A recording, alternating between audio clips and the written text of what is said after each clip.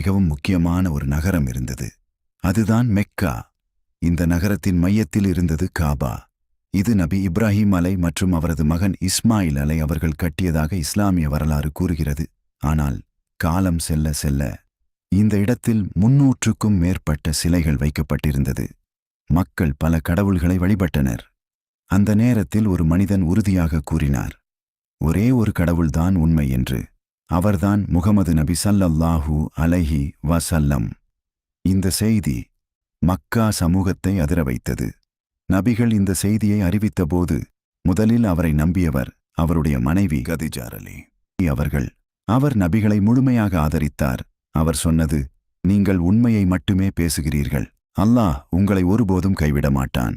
அடுத்து இஸ்லாமை ஏற்றவர்கள் அலி இப்னு அபி தாலிப், Abu Bakr, இவர்கள் இஸ்லாமின் ஆரம்ப ஆதரவாளர்கள்.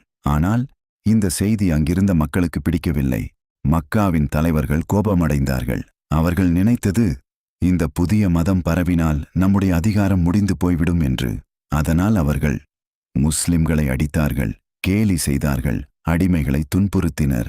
இஸ்லாமின் ஆரம்ப காலம் மிகவும் கடினமானதாக இருந்தது. ஆனால் நபி ஸல்லல்லாஹு அலைஹி வஸல்லம் தனது பணியை நிறுத்தவில்லை. நபிகள் வாழ்க்கையில் ஒரு ஆண்டு மிகவும் துயரமானதாக இருந்தது. அந்த ஆண்டு ஆமுல் ஹுஸ்ன், அதாவது துயரத்தின் ஆண்டு என்று வரலாற்று அறிஞர்கள் குறிப்பிடுகின்றனர். அந்த ஆண்டில் நபி ஸல்லல்லாஹு அலைஹி வஸல்லம் 2 முக்கியமானவர்களை இழந்தார்.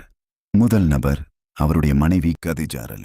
அவர் நபிகளின் முதல் ஆதரவாளர், நபிகளின் நெருங்கிய தோழி, இஸ்லாமின் பெரிய ஆதரவாளர். அவர் இறந்தபோது நபி ஸல்லல்லாஹு அலைஹி வஸல்லம் மிகவும் துயரப்பட்டார். ஆனால் அதே ஆண்டில் இன்னொரு பெரிய இழப்பு நடந்தது. அது அவர் சித்தப்பா